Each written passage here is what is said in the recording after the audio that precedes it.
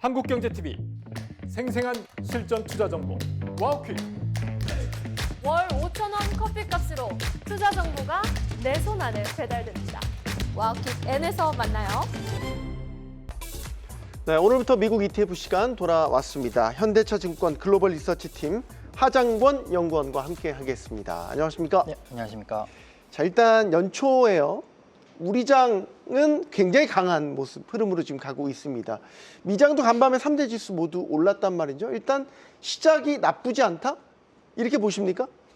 네, 저 같은 경우는 2026년 지금 시작이 나쁘지 않은데 S&P 500 타겟으로 8,300포인트 정도를 잡았거든요. S&P 500 기준으로요? 네, 맞습니다. 되게 높게 최상단으로 잡으신 거 아닙니까?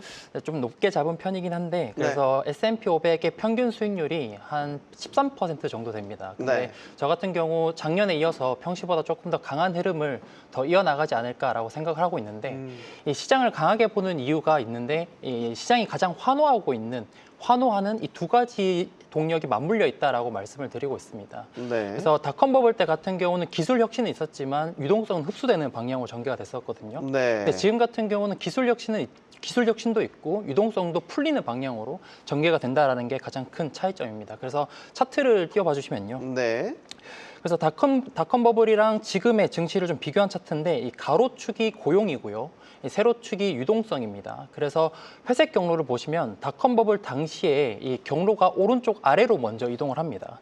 그래서 고용이 이 물가 상승을 동반한 고용이 좀 과열로 진입을 하면서 유동성을 좀 흡수하는 방향으로 이렇게 전개가 됐었고요.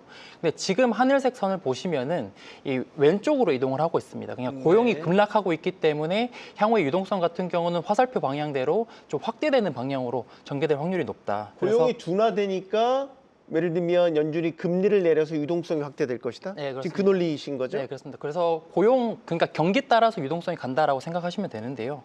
그래서 이민자 같은 경우는 이민자도 감소하고 있고 지금 산업이 네. 전환되면서 이 신규 고용이 계속 부진할 것으로 저희는 예상을 하고 있기 때문에 네. 이런 유동성을 계속 즐길 수 있는 장세가 오랫동안 좀 펼쳐질 것이다 이렇게 전망하고 있습니다. 사실 연준이 이제 양적 긴축도 공식적으로 종료를 했고 금리도 뭐 올해 예상하건대 뭐 한 번 내지 두 번, 그다음에 의장도 바뀌고 뭐 이제 이런 이벤트들이 지금 있단 말이죠. 그래서 고용 기술 혁신과 함께 유동성 장세까지 겹치면서 아까 말씀하셨던 S&P 500 기준으로 8,200포인트요? 8,350입니다. 8,350포인트. 네.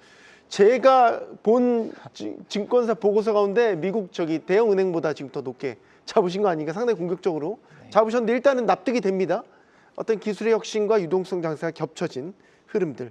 올해 이벤트들이 참 많잖아요. 뭐 예를 들면은 일단 연준이 이제 아까 말씀드린 의장도 바뀌게 되죠. 그 정치적으로도 중간 선거가 있는 해이기도 하죠. 이게 정치적인 이벤트가 있었을 때 그 해 증시의 움직임 이런 식으로도 분석을 하죠. 네, 맞습니다. 보통 뭐 어노멀리 장세라고 하는데 네. 보통 미국 같은 경우는 이익 기준으로 가장 효율적이고 빈틈이 없는 증시입니다. 근데 그런 미국 증시임에도 불구하고 대선이라든지 이 중간 선거라는 이 정치 빅 이벤트를 앞두고는 항상 좀 비정상적인 어노멀리 현상이 출현을 합니다. 그래서 차트를 또 준비를 했는데 네. 차트를 보시면은 이 왼쪽 차트 파란색 선이 의미하는 게 뭐냐면 중간 선거가 있었던 미국 증시의 평균 흐름을 제가 표기를 한번 해봤습니다. 그래서 중간 선거 같은 경우는 통상 11월 첫 번째 화요일 날 예정이 되어 있는데 네. 그 전에 6개월 동안 2분기에서 3분기 동안은 이 지수가 좀 눌리는 모습이 보입니다. 네. 그러다가 이 중간 선거를 한 달 정도 앞두고 10월 초부터는 이 중간 선거 어노멀리가 좀 해소가 되면서 불확실성이 좀 완화되면서 랠리를 재개하는 흐름을 보통 보입니다. 근데 재밌는 거는 뭐냐면 이 오른쪽 차트를 보시면 이 모멘텀 스타일이라는 상대 성과는 2배로 반대로 더 좋은 모습을 확인하실 수 있습니다. 이 모멘텀 스타일이라고 하시면은 최근 6개월에서 1년 동안 주가 모멘텀이 좋았던 종목들, 그러니까 지금으로 치면 25년에 주가 모멘텀이 좋았던 인공지능 관련된 대형주들이라고 생각해 주시면 되는데 통상 정치 불확실성이 2분기에서 3분기에 자리 잡고 있기 때문에 그때 같은 경우는 투자자들 입장에서는 리스크를 지지 않으려고 하거든요.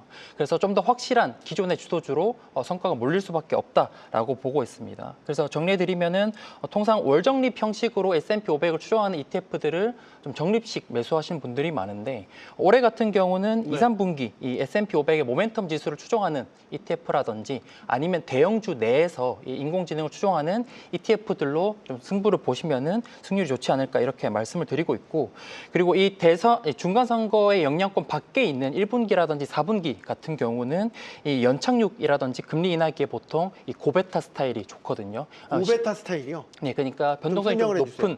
변동성이 좀 높은 종목들이 모여 있는 지수다. 뭐 쉽게 얘기해서 뭐 ARKK와 같은 이런 ETF들을 그러면 구성 종목도 많지 않고 구성 종목은 뭐 지수마다 좀 다르긴 합니다만 뭐 ARKK 같은 경우 좀 대표적인 종목을 예시로 드리면 테슬라라는 종목 그리고 엠로빈 이런 종목들이 좀 많이 들어가 있습니다. 그래서 종목들 같은 경우 제 기억상으로 한 100종목 전후로 좀 구성이 되어 있고요. 네. 그래서 이런 고베타 스타일이 사실 금리 인하기에 좀 좋은 성과를 보이는 것이 보통이기 때문에 1분기라든지 4분기에는 이런 ETF로 좀 승부를 보시는 게 좋지 않을까 이렇게 말씀드리고 그러면 1분기, 4분기는 아까 정치 이벤트 이제 중간선거 영향이 상대적으로 적은 네, 그 맞습니다. 기간에는 이제 고베타 중심의 성장주 비중.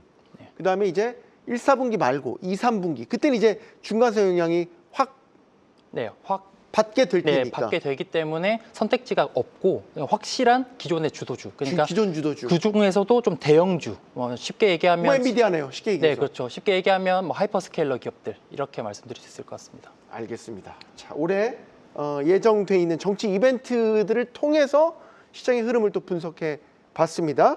현대차증권 글로벌 리서치팀 하장권 연구원과 함께했습니다. 고맙습니다. 감사합니다.